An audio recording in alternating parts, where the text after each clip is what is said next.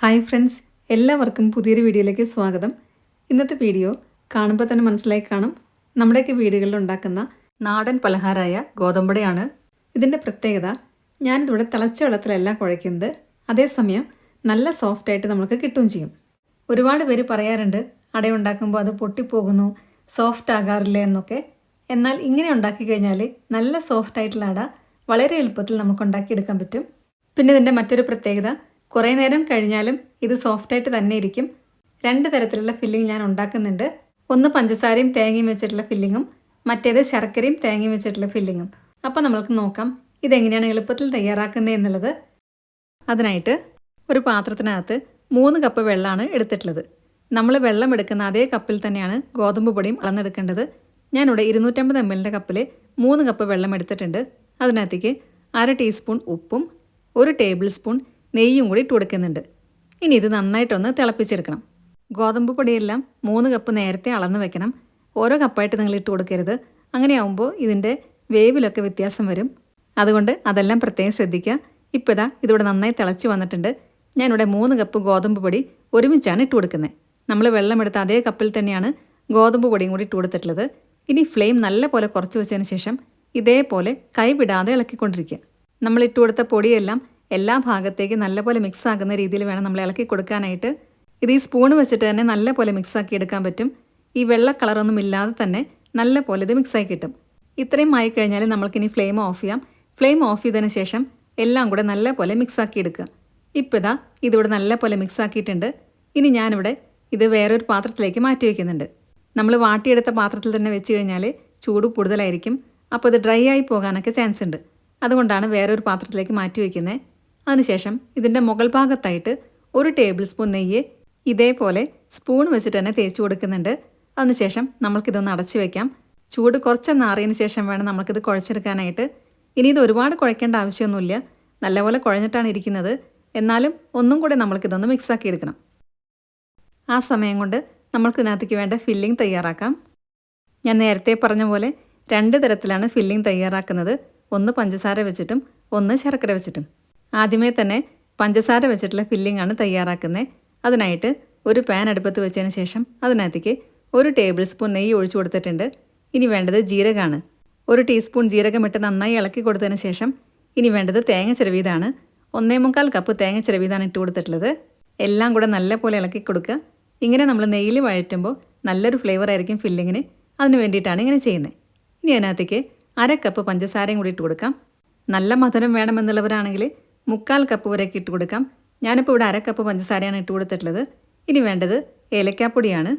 1 teaspoon ഏലക്കാപ്പൊടിയാണ് ഇട്ട് കൊടുക്കുന്നത്. അതും കൂടി ഇട്ട് കൊടുത്തതിന് ശേഷം എല്ലാം കൂടെ നല്ലപോലെ ഇളക്കി കൊടുക്കുക. ഇനി വേണ്ടത് വെള്ളമാണ്. 1/4 കപ്പ് വെള്ളവും കൂടെ ഈ സമയത്ത് ഒഴിച്ചു കൊടുക്കാം. ഈ സമയത്തൊക്കെ ഫ്ലെയിം നല്ലപോലെ കുറച്ച് വെച്ചിരിക്കണം.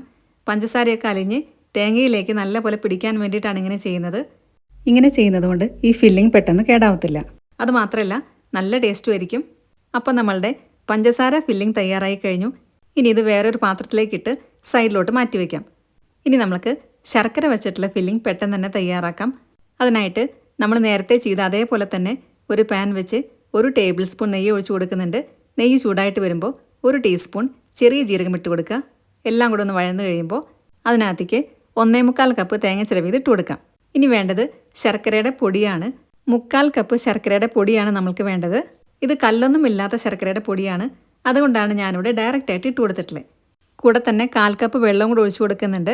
ഇനി നിങ്ങളുടെ കയ്യിൽ ശർക്കരയുടെ അച്ചാണ് ഉള്ളതെങ്കിൽ 2-3 ശർക്കരയുടെ അച്ചെടുത്തതിന് ശേഷം അതിനകത്തേക്ക് 1/4 കപ്പ് വെള്ളവും കൂടെ ഒഴിച്ചു കൊടുക്കുക. എന്നിട്ടത് നന്നായിട്ട് തിളച്ച് ഉരുകി വരുമ്പോൾ ഇതിനകത്തേക്ക് നേരെ അരിച്ചൊഴിച്ചാലും മതി. എല്ലാം നല്ല പോലെ ഇളക്കി കൊടുക്കുക. അതിനുശേഷം നല്ലൊരു ഫ്ലേവറിന് വേണ്ടിയിട്ട് 1 ടീസ്പൂൺ ഏലക്കാപ്പൊടിയും 1 ടീസ്പൂൺ ചുക്കുപൊടിയും കൂടി ഇട്ട് കൊടുക്കാം. എല്ലാം കൂടെ നല്ല പോലെ ഇളക്കി കൊടുക്കുക. ഇതോടെ നമ്മളുടെ ശർക്കര ഫില്ലിങ്ങും തയ്യാറായി കഴിഞ്ഞു. ഇനി ഇതും നമ്മൾക്ക് വേറൊരു പാത്രത്തിലേക്ക് മാറ്റി വയ്ക്കാം. ഇപ്പോൾ നമ്മളുടെ 2 ടൈപ്പ് ഫില്ലിങ്ങും ഇവിടെ തയ്യാറായി കഴിഞ്ഞു.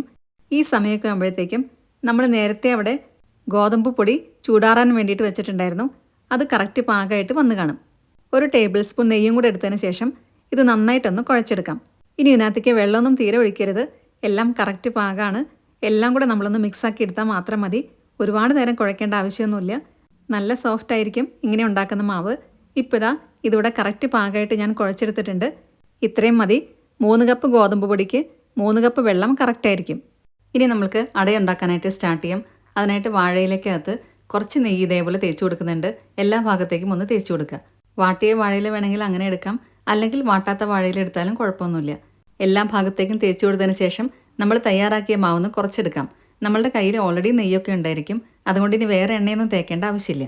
ഇനി ഇത് വാഴയിലയിൽ എല്ലാ ഭാഗത്തേക്കും ഒരേപോലെ തന്നെ പരത്തി കൊടുക്കുക. നമ്മൾ സാധാരണ ഇലയിട ഉണ്ടാക്കുമ്പോൾ കയ്യിൽ വെള്ളം തൊട്ട് പരത്തുന്ന പോലെയൊന്നും പരത്തേണ്ട ആവശ്യമില്ല. അല്ലാതെ തന്നെ നമ്മൾക്കിത് നല്ല തിന്നായിട്ട് പരത്തിയെടുക്കാൻ പറ്റും. ഇനി ആവശ്യമാണെങ്കിൽ മാത്രം കയ്യിൽ വെള്ളം തൊടാം. ഞാനിപ്പോൾ വെള്ളം തൊടാതെയാണ് ഇത് പരത്തിയെടുക്കുന്നത്. ഇനി നമുക്ക് ഇതിനകത്തേക്ക് ഫില്ലിങ് വെച്ച് കൊടുക്കാം. ഞാൻ ആദ്യമേ തന്നെ ശർക്കര വെച്ചിട്ടുള്ള ഫില്ലിങ്ങുള്ള അടയാണ് ഉണ്ടാക്കുന്നത്. ഓരോ പ്രാവശ്യവും അടയുടെ മാവ് എടുത്തു കഴിഞ്ഞാൽ ഇത് അടച്ചു വെക്കാനായിട്ട് പ്രത്യേകം ശ്രദ്ധിക്കണം, അല്ലെങ്കിൽ ഇത് ഡ്രൈ ആയി പോകാൻ ചാൻസ് ഉണ്ട്. ഇനി നമ്മൾ അട പരത്തിയതൊന്ന് തുറന്നതിന് ശേഷം സൈഡെല്ലാം നല്ലപോലെ പ്രസ് ചെയ്ത് കൊടുക്കുക. അപ്പോൾ നമ്മളുടെ ഫില്ലിംഗ് ഒന്നും പുറത്തോട്ട് തീരെ വരത്തില്ല. നെയ്യൊക്കെ പുരട്ടിയത് കൊണ്ട് തന്നെ തീരെ ഒട്ടിപ്പിടിക്കത്തില്ല. ഇനി ഇതിൻ്റെ സൈഡെല്ലാം ഒന്ന് ഭംഗിയാക്കാൻ വേണ്ടിയിട്ട് കത്തിയുടെ ബാക്ക് സൈഡ് വെച്ചിട്ട് ഇതേപോലെ ഒന്ന് ഷേപ്പ് ചെയ്ത് കൊടുക്കുന്നുണ്ട്. എല്ലാ ഭാഗവും ഒന്ന് ഷേപ്പ് ചെയ്ത് കൊടുക്കുന്നുണ്ട്. ഇങ്ങനെ ഷേപ്പ് ചെയ്ത് കൊടുക്കണം എന്ന് നിർബന്ധമൊന്നുമില്ല, അല്ലാതെ നിങ്ങൾക്ക് ഉണ്ടാക്കിയെടുക്കാം. ഇങ്ങനെ ചെയ്യുമ്പോൾ ഇത് കാണാൻ ഒന്നുകൂടെ ഭംഗിയായിരിക്കും. ഇനി ഇത് സൈഡിലോട്ട് മാറ്റി വയ്ക്കാം. ഇതേപോലെ തന്നെ ഒരു ട്രിപ്പിന് ആവശ്യമായിട്ടുള്ള അടയെല്ലാം തയ്യാറാക്കാം. ആദ്യമേ തന്നെ ശർക്കര വെച്ചിട്ടുള്ള ഫില്ലിങ്ങുള്ള അടയാണ് ഒരു ട്രിപ്പിൽ വെക്കുന്നത്. ഇതുണ്ടാക്കാൻ തുടങ്ങുന്ന സമയത്ത് തന്നെ സ്റ്റീമറിനകത്തൂടെ വെള്ളം വയ്ക്കാം. അപ്പോൾ ഇതുണ്ടാക്കി വരുമ്പോഴത്തേക്കും വെള്ളം കറക്റ്റായിട്ട് തിളച്ച് വരുന്നുണ്ടായിരിക്കും. ഇനി നമ്മൾ തയ്യാറാക്കിയ അടയെല്ലാം സ്റ്റീമറിനകത്തേക്ക് വെച്ച് കൊടുക്കാം. 2 എണ്ണം വെച്ചതിന് ശേഷം അതിൻ്റെ മുകളിലായിട്ട് വാഴയിലയുടെ തണ്ട് ഇതേപോലെ വെച്ച് കൊടുക്കാം. അപ്പം എല്ലാ അടയും കറക്റ്റായിട്ട് വെന്ത് കിട്ടും. നമ്മൾ ഇതിനകത്തേക്ക് വെച്ച് കൊടുക്കുമ്പോൾ ശ്രദ്ധിക്കേണ്ട പ്രധാന കാര്യം ആവി കയ്യിലോട്ട് വരാതെ ശ്രദ്ധിക്കുക എന്നുള്ളതാണ്. ഇപ്പോൾ നമ്മൾ ഉണ്ടാക്കിയ അടയെല്ലാം വെച്ച് കൊടുത്തിട്ടുണ്ട്. ഇനി ഇത് അടച്ചു വെച്ചതിന് ശേഷം 10 തൊട്ട് 15 മിനിറ്റ് വരെ വേവിച്ചെടുക്കാം. ഈ അടയുടെ മാവെല്ലാം നമ്മൾ നേരത്തെ നല്ലപോലെ വാട്ടിയെടുത്തതാണ്, അതുകൊണ്ട് ഒരുപാട് നേരം വേവിക്കേണ്ട ആവശ്യമില്ല. ആദ്യത്തെ ട്രിപ്പ് വെന്ത് വരുമ്പോഴത്തേക്ക് നമ്മൾക്ക് രണ്ടാമത്തെ ട്രിപ്പും കൂടെ തയ്യാറാക്കാം. രണ്ടാമത്തെ ട്രിപ്പും ആദ്യത്തെ ചെയ്ത അതേപോലെ തന്നെ നെയ്യ് തേച്ചിട്ട് അട പരത്തുന്ന സെയിം മെത്തേഡ് തന്നെയാണ്. നമ്മൾ തയ്യാറാക്കിയ പഞ്ചസാര ഫില്ലിങ്ങാണ് ഇതിനകത്ത് വെച്ച് കൊടുക്കുന്നത്. ആദ്യം നമ്മൾ തയ്യാറാക്കിയ അതേപോലെ തന്നെ കുറച്ചധികം അട പരത്തിയെടുത്ത് തയ്യാറാക്കി വെക്കുക. ഞാൻ നേരത്തെ പറഞ്ഞ പോലെ ഇതും ഷേപ്പ് ആക്കുന്നുണ്ട്. ഷേപ്പ് ആക്കാതെ വേണമെങ്കിൽ നിങ്ങൾക്ക് എടുക്കാം. ഷേപ്പ് ആക്കിയാൽ നമ്മൾ തുറക്കുമ്പോൾ ഒന്നുകൂടെ കാണാൻ ഭംഗിയായിരിക്കും. അത്രയേ ഉള്ളൂ. ഈ സമയമൊക്കെ ആകുമ്പോഴത്തേക്കും നമ്മൾ നേരത്തെ അവിടെ അട വേവിക്കാൻ വെച്ചത് 15 മിനിറ്റ് കഴിഞ്ഞിട്ടുണ്ടായിരിക്കും. അടയെല്ലാം നല്ല പോലെ വെന്ത് വന്നിട്ടുണ്ട്. ഇനി നമ്മൾക്കിത് വേറെ പ്ലേറ്റിലോട്ട് മാറ്റി വയ്ക്കാം. അതിനുശേഷം പഞ്ചസാര വെച്ചിട്ടുള്ള ഫില്ലിങ്ങിൻ്റെ രണ്ടാമത്തെ ട്രിപ്പ് വെച്ച് കൊടുക്കാം. ഇത് കുറച്ചൊന്ന് ചൂടാറിയതിന് ശേഷം ഞാനൊന്ന് പൊട്ടിച്ച് കാണിക്കാം. ഇപ്പോൾ ഇത് നല്ല ചൂടായിരിക്കും. ഇനിയിപ്പോൾ വെച്ച് കൊടുക്കുന്നത് പഞ്ചസാര ഫില്ലിങ് വെച്ച അടയാണ്. അതും ഞാൻ നേരത്തെ പറഞ്ഞ പോലെ കൂടുതൽ എണ്ണം വേണമെന്നുണ്ടെങ്കിൽ നിങ്ങൾക്ക് വാഴത്തണ്ട് ഇടയ്ക്ക് വെച്ചിട്ട് കൂടുതൽ എണ്ണം വെച്ച് കൊടുക്കാം. ഇനി ഇതും 15 മിനിറ്റ് വേവിച്ചെടുക്കാം. അതിനുശേഷം ഗ്യാസ് ഓഫ് ചെയ്യാം. നമ്മൾ ആദ്യം എടുത്തു വെച്ച അട കുറച്ച് ചൂടാറി വന്നിട്ടുണ്ട്. അത് നമ്മൾക്കൊന്ന് തുറന്നു നോക്കാം. പിന്നെ ഷുഗർ ഉള്ളവരാണെങ്കിൽ നിങ്ങൾക്ക് പഞ്ചസാര ഇല്ലാതെയും ഇത് ഉണ്ടാക്കാം. 1 കപ്പ് തേങ്ങ ചിരവിയതിനകത്തേക്ക് 1/2 ടീസ്പൂൺ ജീരകവും 1/2 ടീസ്പൂൺ ഏലക്കാപ്പൊടിയും കൂടെ ചേർത്ത് കൊടുത്ത് മിക്സ് ആക്കിയിട്ട് ആ മിക്സ് ഫില്ലിംഗ് പോലെ വെച്ച് കൊടുത്താലും മതി. ഇനി തേങ്ങ നെയ്യിനകത്തൊക്കെ വഴറ്റാൻ സമയമില്ലാത്തവരാണെങ്കിൽ ശർക്കര പൊടിച്ചതും തേങ്ങയും കൂടെ മിക്സ് ചെയ്തിട്ട് അങ്ങനെ വേണമെങ്കിലും നിങ്ങൾക്ക് ഫില്ലിംഗ് ആയിട്ട് വെച്ച് കൊടുക്കാം. നെയ്യിൽ തേങ്ങ വഴറ്റി ഉണ്ടാക്കുന്നതിൻ്റെ അത്രയും ടേസ്റ്റ് കാണത്തില്ല എന്നേ ഉള്ളൂ. ഇതിന് മുന്നേയും ഞാൻ അട ഉണ്ടാക്കുന്നതിൻ്റെ റെസിപ്പീസ് വേറെ ഇട്ടിട്ടുണ്ട്. അതിൻ്റെ എല്ലാം ലിങ്ക് ഞാനിവിടെ ഡിസ്ക്രിപ്ഷൻ ബോക്സിൽ കൊടുക്കാം. കാണാത്തവരുണ്ടെങ്കിൽ അത് ക്ലിക്ക് ചെയ്ത് കണ്ടാൽ മതി. നമ്മളുടെ അട ഇവിടെ നല്ല പെർഫെക്റ്റ് ആയിട്ട് കിട്ടിയിട്ടുണ്ട്. ഇത് കാണുമ്പോൾ തന്നെ അറിയാം നല്ല സോഫ്റ്റ് ആയിട്ടാണ് നമ്മൾക്ക് കിട്ടിയിട്ടുള്ളത്. കാണാനുള്ള ഭംഗി മാത്രമല്ല നല്ല ടേസ്റ്റുമാണ് കഴിക്കാനായിട്ട്. ഇനി നമ്മൾ തേങ്ങയും പഞ്ചസാരയും കൂടെ ചേർത്ത് ഫില്ലിംഗ് വെച്ച് ഉണ്ടാക്കിയ അടയും കൂടെ ഞാനിവിടെ തുറന്ന് കാണിക്കുന്നുണ്ട്. അതും നല്ല സോഫ്റ്റ് ആയിട്ടാണ് കിട്ടിയിട്ടുള്ളത്. അപ്പോൾ എല്ലാവർക്കും ഇന്നത്തെ വീഡിയോ ഇഷ്ടമായെന്ന് വിചാരിക്കുന്നു. വീഡിയോ ഇഷ്ടമായിട്ടുണ്ടെങ്കിൽ നിങ്ങളുടെ ഫ്രണ്ട്സിനും റിലേറ്റീവ്സൊക്കെ ഷെയർ ചെയ്യാൻ മറക്കരുത്. സബ്സ്ക്രൈബ് കൂടെ ചെയ്യുക. അതിൻ്റെ സൈഡിലുള്ള ബെല്ലൈക്കണിൽ ഓൾ എന്നുള്ള ഓപ്ഷനോടെ ക്ലിക്ക് ചെയ്യുക. അപ്പോൾ നെക്സ്റ്റ് ടൈം ഞാൻ വീഡിയോ ഇടുമ്പോൾ പെട്ടെന്ന് തന്നെ നിങ്ങൾക്ക് നോട്ടിഫിക്കേഷൻ വരുന്നതായിരിക്കും. ഇനി ഫേസ്ബുക്കിൽ കാണുന്നവരാണെങ്കിൽ നമ്മുടെ പേജ് ഫോളോയും ലൈക്കും കൂടെ ചെയ്യണേ. ഈ രീതിയിൽ അട ഉണ്ടാക്കി നോക്കിയതിന് ശേഷം നിങ്ങളുടെ ഫീഡ്ബാക്സ് എല്ലാം കമൻസിലൂടെ അറിയിക്കാൻ മറക്കരുത്. നല്ലൊരു വീഡിയോ ആയിട്ട് വീണ്ടും കാണാം. താങ്ക്